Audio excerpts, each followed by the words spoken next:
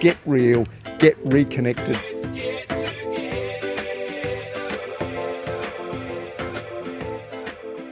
I suppose it's that division between what's useful and what's useless.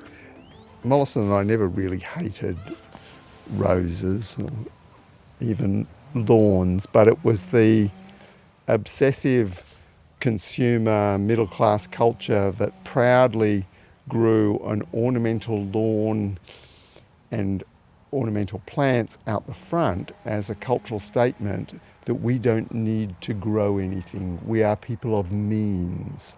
And in doing that, the English middle class and then the Australian middle class were actually copying the English aristocracy on their estates, who with their new industrial wealth went back onto their grand estates and got rid of all the messy tenement farmers growing their little patches of crops and designed vast sweeping landscapes with lakes and temples and different things that they could look out on.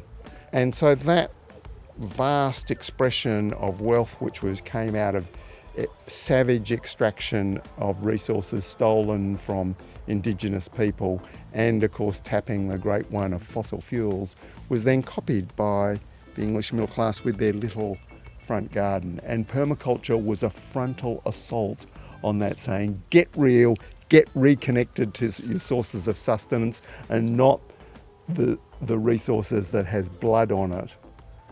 So it was a very deep and serious issue, but it's not that we really hated roses. In 1989, Bill Mollison came here as part of the Global Gardener filming series, and it was a bleak winter's day, and he stood up on the slope there and was filmed saying, It's a cold day, it's a cold spring day in southern Australia, in Victoria. David Holmgren's place, he's just raking his lawn. He's still a friend of mine, despite the fact he's got a lawn.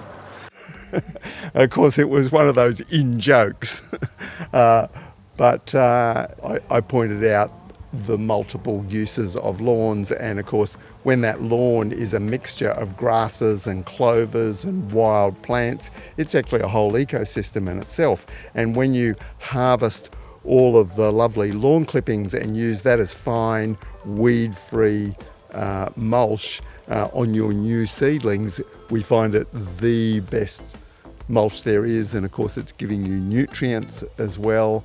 Apart from as a space for people to gather and lay, it has all those functions. It's when we turn it into a monoculture of one species of grass, treat all other plants in it as weeds, and then sometimes use toxins which are not allowed to be used on food plants. And then we take that material that it produces and put it in the landfill, where it creates methane gas, which is so much more greenhouse gas intensive than if we burnt the lawn clippings.